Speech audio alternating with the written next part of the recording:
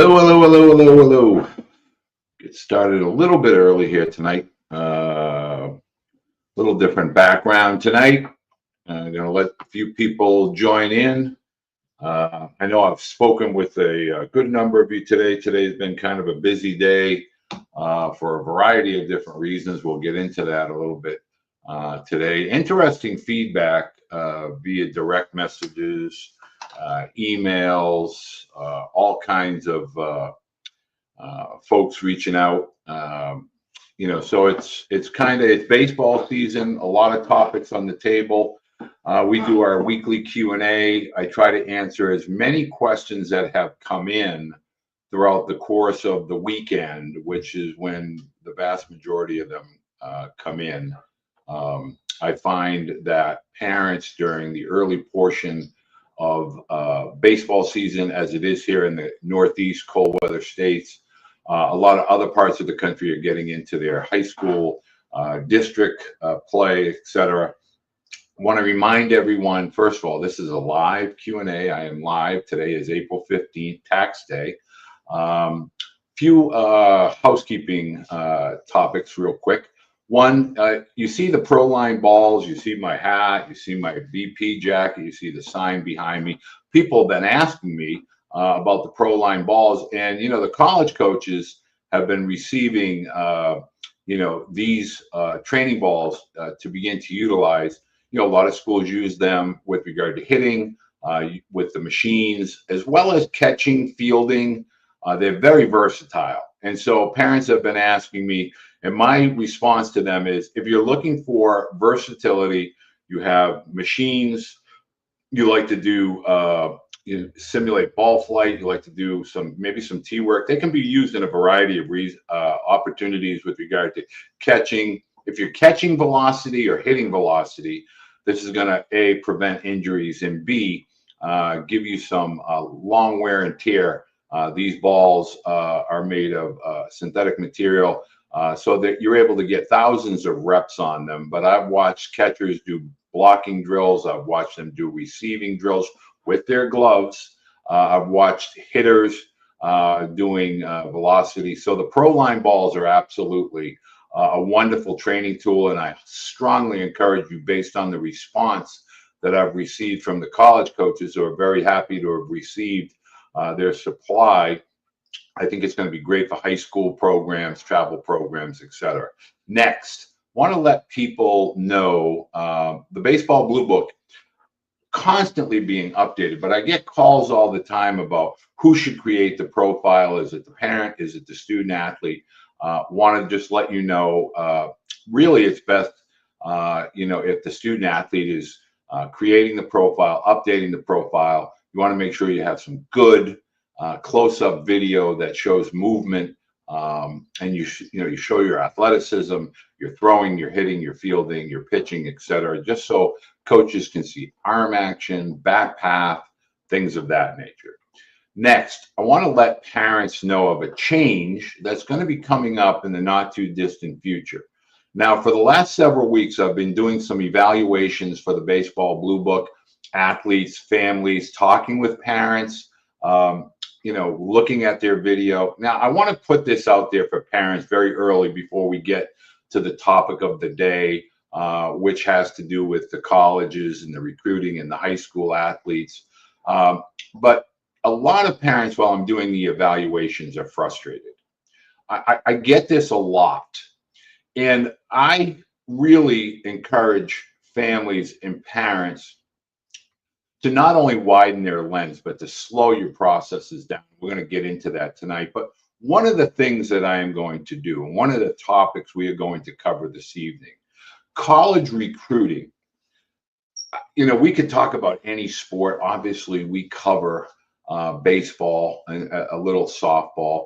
But, parents, you need to understand the ways of the past are no longer applicable as they once were. And by that, I mean what used to be an extremely fast-paced environment is now going back to the way it really used to be back when dinosaurs roamed the earth and I was being recruited out of high school. And during those early 90s and mid 90s, when really the freshmen and sophomores weren't even a thought. It was really the high school junior getting on a radar and the high school senior maturing.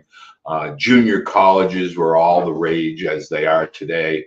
And there wasn't as much activity in the portal, but there was a portal. But with my interactions with parents over the last 2 weeks, it has brought me to realize A, the frustration is growing. B, parents are really trying to fend off, for lack of a better, description. Uh, who do I trust? Who do I not trust? What camp do I go to? I have decided, after a great deal of discussion with partners with Baseball Blue Book, a lot of college coaches. I don't say this from a vanity perspective. A lot of the college coaches that I speak with watch the YouTube channel. That's a fact. But I have relationships and rapport with these people. They're friends. These, they're more than just an acquaintance via an email. A great deal of them, we talk on the telephone, we text, we direct message, we interact during the weekend series or during a midweek game. So, and this is something that I've been intimately involved with as a former player, as a college coach, and the relationships I've formed, obviously, as my sons were going through it. And I say this with all due humility. The vast number of people that come out of the woodworks and talk about recruiting and placement and all of these types of dynamics with regard to college baseball, while their intentions may be good, at least that's my hope, I just have to tell you, for most, they're way overpriced. Because if we really take a deep dive down the rabbit hole, only a select few, a real minority of high school athletes are going to be dealing at the very, very high levels. And those athletes that are really at the highest, the zenith of college recruiting, major league scouts, agents, advisors are handling. It's the intermediate to the below average college recruit. When I say below average, I mean that athlete that's still maturing physically. There's a skill set that's underlying, but it needs physicality and strength and speed and size and so forth. Those athletes really need guidance. We don't want to talk about recruiting before we talk about all of the things that they need to build and create and enhance to make them recruitable athletes. So keeping all that in mind, I have decided I've created courses. They're extremely affordable. They're $75 for each course. There's 4 courses that cover from the young children all the way up through the high school potential recruits and everything in between. I've written books. You've seen the books, the process, the recruiting process, the shift. I speak with college coaches. You see that every Thursday. You get that. And so what I've decided to do is each and every Tuesday, Proline and myself, we're going to do a live Q&A talking about the latest up-to-date activities. And on Thursdays, I'm going to be doing my Coach's Corner, and I'm going to be expanding the Coach's Corner to include athletes that are playing at the major league level, minor league level, college level, and get their feedback and perspective. And I talked about this with my youngest son, Tyler, the other day. And I'm going to be doing this as a monthly membership. A monthly membership that's going to give you my courses, access to all of our Coach's Corner, Q&As and live discussions. It's going to be giving you access to 2 of the books of your choice via the ebook. You get those as part of this. You also get your evaluations for the Baseball Blue Book, where we talk one-on-one and we interact for anywhere from 30 to some cases 90 minutes, depending upon the level of athlete that the student athlete is. And we're going to be able to text and converse, with regard to the process. Meaning, is this something I need to do? Is this a camp I need to attend? Should I be playing this summer or should I be in the weight room? Can I get you to connect me with Tommy Moffitt or Mike Reinhold or Eric Cressy, what have you? I'm going to provide you, as parents and student athletes, access. That's always been my focal point. Now, for $240, the equivalent of $20, 12 months a year, and I don't, if your son, student athlete, is 12, 13, 17, I have JUCO transfers, I have JUCO graduates, I have NCAA people that I speak with. That's really it. I don't think the days of placing athletes, I get calls from coaches. I don't say this to be a braggart, but if a coach is looking for a left-hand hitting catcher, a shortstop, somebody's graduating a right-handed pitcher, a left-handed pitcher, I need a catcher that is defensive orientated. I get those calls quite a bit. And so this type of a network that I'm looking to kind of bring into the fold will allow those that have the ability and those that have the desire. We'll be able to kind of carry this from, your 8th grade, 7th, 8th grade year, all the way through high school. I don't think it's asking a heck of a lot, and I've been told, you don't charge enough, you don't do this enough. I talk to enough people free. I've helped families find their way to post-grad schools, and they paid me nothing. And I got them into these post-grad schools. It's not because I don't think highly of myself. It's because I think that we need to start being more transitional and less transactional. And that's a phrase that a parent had used, and it really struck a chord with me, a mom in Texas. And I really believe strongly in that. So I wanted to get all of that out there and out of the way. And oh, by the way, I wanted to say thank you to everybody that reached out today. My youngest son, Tyler, signed with the Minnesota Twins today. Another opportunity, very, very blessed. I'm very proud of Tyler's continued work ethic. And I just want to say thank you to everyone that reached out today. Now, let's get to the topic at hand. And the topic at hand is this.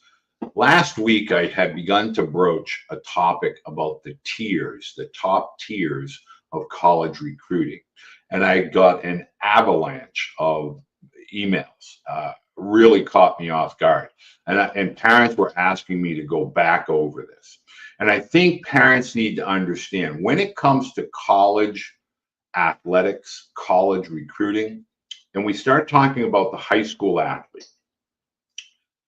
As I alluded to in the beginning, we're going back to the way it used to be more than we're going into a new frontier. We're actually returning to what I like to refer to as the common sense and the sanity portion of college athletics. And I'm not talking about name, image, and likeness. I'm talking about recruiting. We're going to get to name, image, and likeness, I promise you. So as it pertains to recruiting, what I want parents to begin to understand, those years on the big diamond, okay, and I'm not referring to those ages of 8 through 12 or 13. My feeling at 8 through 13, or 8 through 12, whatever age you are on the smaller diamond, is those are the years to have fun. Those are the years to simply worry about maturity and growth as a kid, loving the game, understanding the nuances of the game, trying to develop skill and passion for the sport. But once we get into that big diamond, we have to understand there are 3 basic time parameters that you as parents want to break this out into. The first is that 13 to 15-year-old age, where you're preparing your student athlete to become a high school athlete. Now, while most of you are going to say, well, what about college? Well, the vast majority, as we've stated repeatedly, do not play in college. 9 out of 10 athletes simply do not go from high school to college.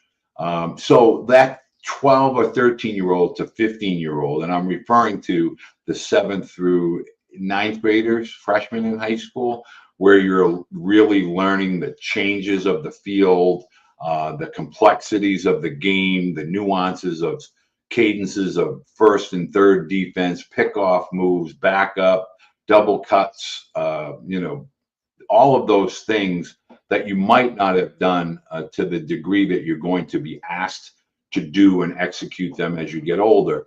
That's where a lot of parents are sold a false bill of goods. And I want to start here. The vast majority of 12 to 15-year-olds are chasing travel athletics. Now, I want to make sure I am clear, crystal clear. I have nothing against travel baseball. I think it's a great resource for a lot of families. But my point of this is the ages of 12 to 15, and this is time tested. This is 30 plus, almost 40 years of time and time again, seeing boys at 12, 13, and 14 that are just trying to grow into their bodies. They don't have that strength yet. They're hitting baseball on the square, and it's only going out to the shortstop, and they're frustrated because they haven't grown into their bodies. That's really the 3 years where the weight room, the strength, the speed, and the skill set development matters most.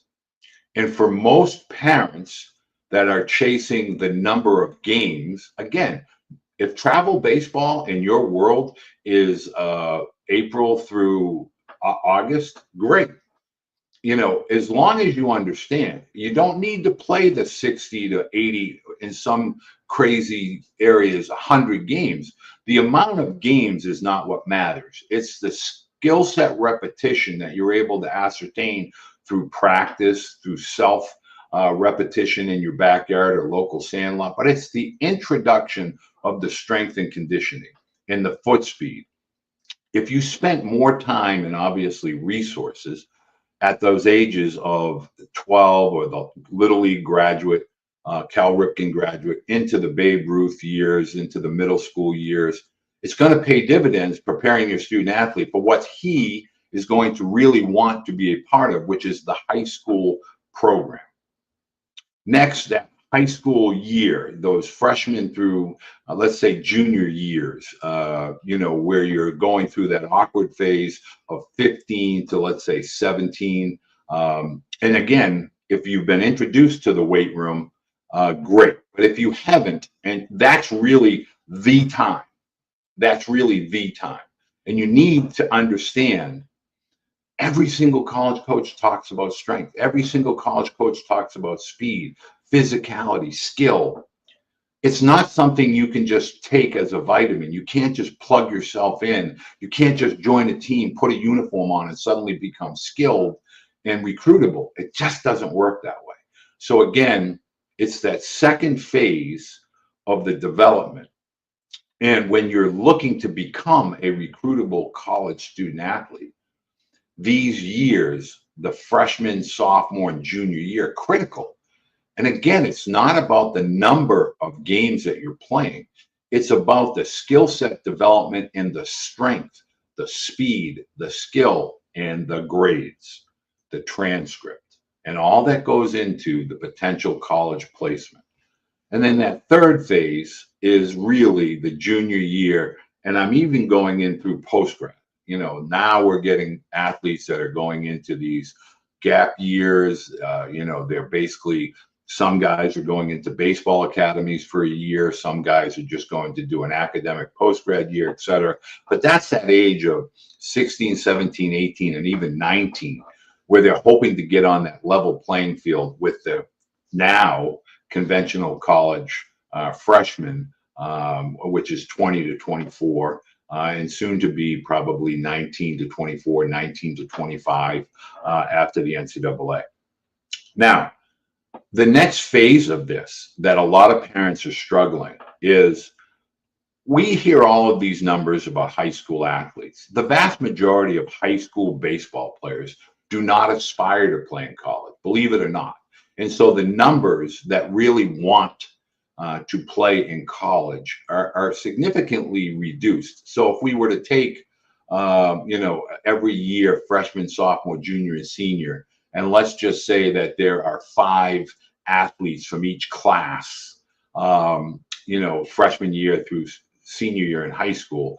Every year, that senior class, maybe one or two really want to play, passionately want to play in college. And this is where the tier system is going to come in. And I really want parents to understand this. One, going forward, if you've been paying attention to the NCAA settlement, the judge is trying to get the NCAA to grandfather or kind of phase in these roster numbers. And the NCAA, whether we agree, disagree, they're just really not leaning towards doing that. Don't know why, don't want to put words in anyone's mouth, but right now that's really a massive sticking point in this final negotiation phase of the settlement. So with regard to recruiting and the role of the high school athlete, if we begin to prepare properly and we begin to understand that that junior year is more to make sure that all of our ducks are in a row, meaning we're doing the physical strength training, caloric intakes, nutrition, sleep, study habits. Our skill set is evolving and developing, and we are becoming a recruitable college student athlete. Now it's going to be a runway for 3 tiers. First tier, as I alluded to last week, tier 3. Those are the athletes that are essentially going to be JUCO Division 3, which is predominantly throughout the Northeast and Mid-Atlantic. You're going to have NCAA Division 3 that does, that's really growing rapidly. NAIA Division 2, where the athlete has a passion and has a basic foundation. Their skill sets are comparable with an above average high school athlete, meaning they throw mid 80s. They have foot speed in that 7.69 to 7.1. They have a good bat. They have good bat to ball skills, and they are a good above average high school player, meaning you are someone that has a passion and a knowledge, a basic knowledge, fundamentally sound high school baseball player. That is where your recruiting windows are going to be. The above average high school player that that really is not what I call the elite. An elite would be someone that has a sub 6.7 60-yard dash, has 88 and above miles per hour across the diamond from the outfield, really 90 plus from the outfield. An elite receiving, defensive minded catcher, has good blocking skills, really strong athletic hands, has a really elite arm strength, elite footwork. Those guys are, that's the Division 1, high level Division 2 athlete. And really that's tier 2. And so I need parents to understand that. That's tier 2. Those guys that are going to be the NAIA Division 1, they're going to be the JUCOs Divisions 1 and even Division 2. Now, bear in mind, you have Delgado, you have Jones in Mississippi. These are Division 2 and junior colleges. And California has their own. I don't know if you've ever heard of Cypress or Orange. Those schools, those athletes are elite that go to those types of programs. Southern New Hampshire Division 2, anything in the Sunshine State. You're an elite athlete, but you're not that potential draft pick out of high school. And when I say potential draft pick, and that's tier 1, those tier 2 guys are going to be in demand by the NAIA Division 1, NCAA Division 2, the JUCO level Division 2, Division 1s. They're going to be highly sought after. And that's really an aggressive place within college baseball right now. And I think parents need to understand, again, if you're not preparing as the high school athlete, whether it's the early stages, as I mentioned, at that 12, 13 years old into that freshman year in high school, but most definitely in that freshman year in high school through junior year in high school. If you're not preparing in those two phases of being into athletics, whether it be through the travel variety or the school sports, you're going to be left behind. And then that tier one athlete is someone that's participating in area codes, East Coast Pro, Major League Scouts are aware of. Division One scouts are going to see these types of athletes at the PBR Futures event down in Lake Point. They're going to see them, as I mentioned, at the area code and East Coast Pro. These are the guys that have elite arm strength, they have elite foot speed, they have 5 tools as a player, a defensive player, meaning they have fielding, above average fielding skills, above average bat to ball skills. They have power, or they have the potential to be a power hitter. They run really well. They run the bases really well. They have a baseball aptitude and IQ. That's the tier one athlete. That's going to be the high school athlete that is being recruited at the NCAA Division I level.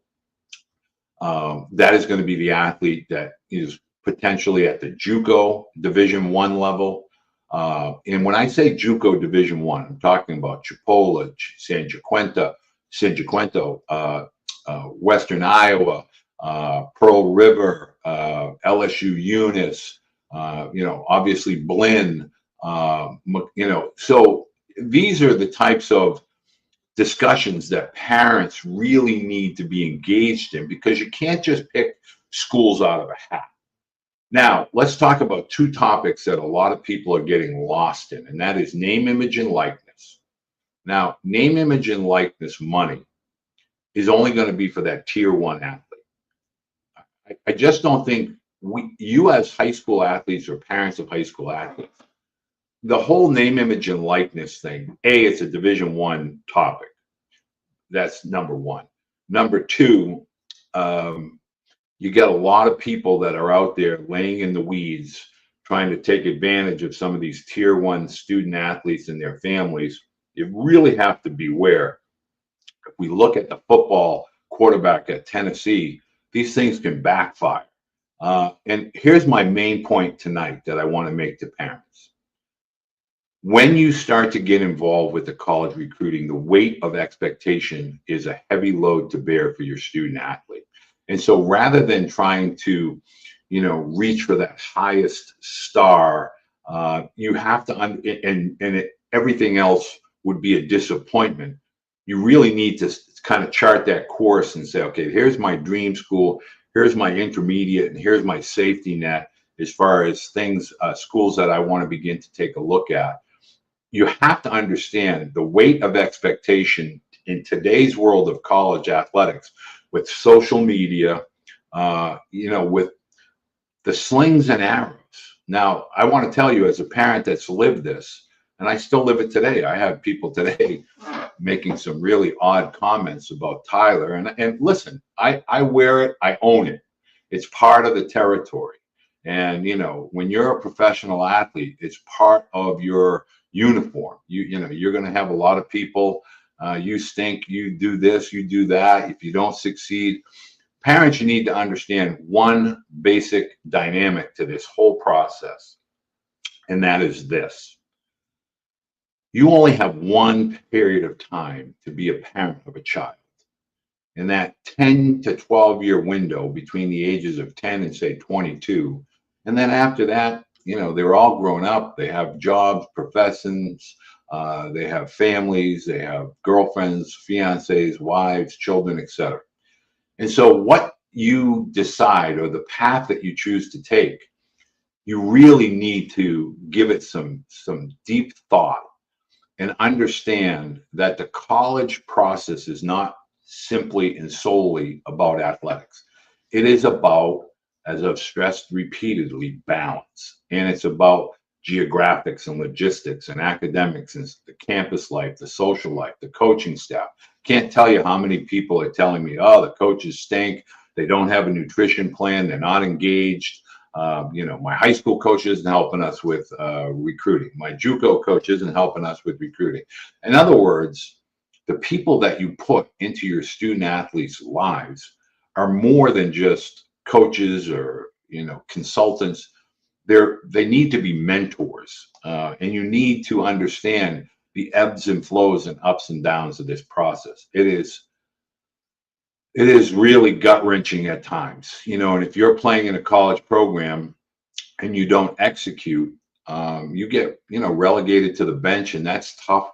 So that's why we have to really begin to think about the mental component as just as much as the physical component. And I really want to talk and finish on this point tonight. I want you to think about those tiers. First, the stages, ages and stages of the baseball player once they leave the little or the smaller diamond. Really visualize each set of ages and the stages that correspond with those ages. And are you doing everything that you need to do to make sure when the lights come on as juniors in high school, which the vast majority of boys now start to think about August 1st, you need to do your preparation, years in advance. Next, the recruiting tiers. There's no such thing as a college coach that does not want a high school athlete. Reggie Christensen at Sacramento State talks very, definitively in his desire to recruit high school athletes. We've had lots of coaches on here, John Savage at UCLA, but it doesn't mean they're just going to take your everyday run of the mill. You have to be that athlete that is working and striving to be the best that you're capable of being. And you can't just flip a vitamin in your mouth as a junior in high school and say, okay, I want to gain 30 pounds. I want to, grow a few inches. All of that begins, and that process has to start, early. And you don't want to chase games. You want to chase quality of repetitions, both self repetitions, team repetitions, coaching repetitions, and you want to have that strength and nutrition and all of that goes with it, as well as your academics. Lastly, college coaches are not the enemy. I get so many people that tell me coaches do this, coaches do that. Coaches are given a set of rules by their university. Older coaches have a philosophy, newer coaches have a different philosophy. The number one thing that you need to realize is if you're a talented player, coaches want to recruit you, period, end of story. No coach wants to recruit somebody and have them come in and sit and pout. Nobody wants to do that. It's not a win-win. So if you as a parent or you as a student athlete truly have a desire to participate at the college level, pay attention, watch the games, watch more college games, go attend more college games. Even more importantly, try to go to college practices. Next, be proactive. Don't be reactive. Set realistic expectations after you've had an evaluation, and then chart your course accordingly. If someone says to you, okay, you run a 7.160, you throw 83 across the diamond, chances are you're probably not going to be a shortstop in college. They're not trying to be negative Nelly. They're trying to get you to understand the realities of what lies ahead with regard to college baseball.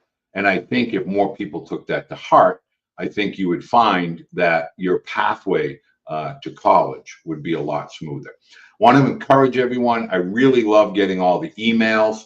If you want to be part of the new newsletter that I'm putting out that specifically talks about recruiting and the preparation for recruiting and the high school years, and we talk about different opportunities with regard to whether it's the nutrition folks, the mental performance folks, the strength coaches, the college coaches, but more importantly, the former and current minor league, major league players, guys like Brett Saberhagen, people that have done this at a high level, and let them tell you things that they did when they were young and things that are applicable to your young athlete's development as a baseball player. That free newsletter, you just have to let me know via email that you'd like to sign up for the newsletter. It's free. Not going to try to sell you anything. It's just information. There'll be a video in there, and there'll be a complete newsletter with all of the resources that you will need but more importantly, the access that you will need as parents shouldn't be behind this big mountain of money. It needs to be more accessible and available, but most importantly, you need to know why this matters for your athlete. Not all athletes are built the same. And so I don't want to say to some person, it's a one size fits all. Once I know, okay, your son runs this speed, he throws this way, his body moves a certain way, he's a runner on the balls of his feet, he's fluid with his arm action, his bat path is good. We talk, and then I share with you ideas and possibilities for your student athlete. So go ahead and sign up for the newsletter. Make sure you do that. I would highly, really strongly prefer that you hit on your way out the door just the thumbs up and engage with this video, but most importantly, subscribe. Subscribe, because even if you want no part of the membership, you don't care about the books, you don't care about the courses, you don't need to listen to the college coaches talk, and you just want to subscribe, the amount of content that we are about to put out over the course of the season, it really, in my opinion, is elite content. And it's not going to be just as a former player. It's not just going to be as a former travel coach. It's not as a parent of somebody that's been through this. This is the fact that my network over 40 plus years is literally allowing you as a family to take advantage of that and to be able to hear and learn and be informed and up to date, so that you're not overwhelmed and you don't feel like you're missing out. And that's the whole purpose of what I'm trying to do with the $20 a month membership.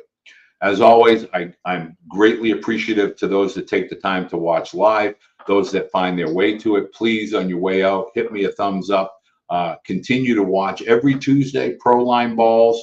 We're going to be doing our live Q&A. We're going to have some players from minor league, a few major leaguers as they come through Boston. We have a couple of Commodores that are in Boston's backyard, hoping to tap into that. Also going to be talking with a few more of the former major league coaches and instructors that can give you as parents and athletes some training tips, some drills to be able to do. Thank you for watching. I really appreciate you subscribing. Go ahead and send me a direct message or an email if you have a question, and have a great week in baseball.